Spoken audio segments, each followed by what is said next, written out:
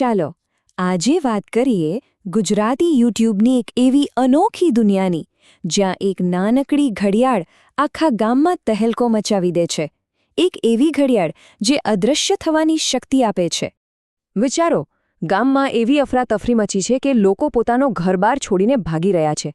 પણ કેમ?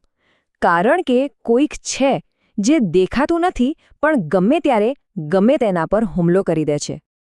તો આ બધી ભાગદોડ, આ ડર, એની પાછળનું કારણ છે શું? સાચું કહું તો જવાબ એક બહુ જ નાનકડી પણ અત્યંત શક્તિશાળી વસ્તુમાં છુપાયેલો છે. અને એ વસ્તુ છે એક કાંડા ઘડિયાળ. પણ આ કોઈ એવી તેવી ઘડિયાળ નથી. આને જે પહેરે ને એ સીધો મિસ્ટર ઇન્ડિયા બની જાય, મતલબ ગાયબ. અને આ જાદુઈ ઘડિયાળ મળી ગામના એક ભાઈ હરીને. હવે હરીને જેવી આ ઘડિયાળની શક્તિની ખબર પડી, એણે થોડી મસ્તી શરૂ કરી. પણ ગામવાળાઓને આ ગમ્યું નહીં. બસ બધાએ ભેગા મળીને હરીને તો બરાબરનો ધોઈ નાખ્યો. પણ આ બધી મારામારીમાં થયું એવું કે પેલી ઘડિયાળ કોઈક ચોરી ગયું. અને અહીંથી જ આખા ગામ માટે ખરી મુસીબત શરૂ થઈ. હવે પરિસ્થિતિ એવી છે કે કોઈ પણ સુરક્ષિત નથી. જે નવો અદૃશ્ય માણસ છે એ કોઈને છોડતો નથી. અને આવી હાલતમાં બે જૂના દુશ્મનોને પણ હાથ મિલાવવા પડે છે. આખી બાજી જ પલટાઈ ગઈ છે, ખબર છે? જુઓ, પહેલા હરી પાસે ઘડિયાળ હતી અને આખું ગામ એનાથી ડરતું હતું. અને હવે ઘડિયાળ ગામમાં કોઈક બીજા પાસે છે અને હરી પોતે પીડિત બની ગયો છે. જે કાકા ભત્રીજો પહેલા હરીના નિશાના પર હતા, એ લોકો પણ હવે એ જ અદૃશ્ય હુમલાખોરના નિશાના પર છે. શિકારી જ શિકાર બની ગયો. એટલે જ હરીના જે પાક્કા દુશ્મન હતા, કાકા અને ભત્રીજો, એમને પણ હવે ભાન થયું. એ લોકો માર ખાઈને સીધા હરી પાસે પહોંચ્યા અને કહ્યું, ભાઈ, હવે આપણો દુશ્મન એક જ છે, એ માણસ જેની પાસે પેલી ઘડિયાળ છે. બચવું હોય તો સાથે મળીને કામ કરવું પડશે.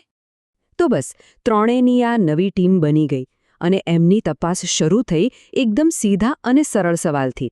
હરી, તારા સિવાય આ ઘડિયાળ વિશે બીજું કોણ જાણતું હતું? અને આ સવાલના જવાબમાં જ હરી એક એવું નામ લે છે જે આખા કેસની દિશા જ બદલી નાખે છે.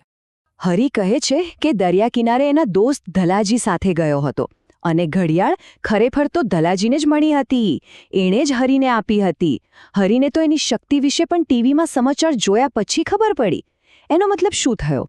આખી વાત શરૂઆતથી જાણનારો એક જ માણસ હતો, ધલાજી. બસ શકમંદનું નામ મળતા જ આ ત્રિપુટી સીધી પહોંચી ધલાજી પાસે.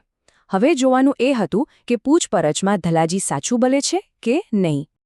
હવે ધલાજી તો ગોળ ગોળ જવાબ આપવા લાગ્યો.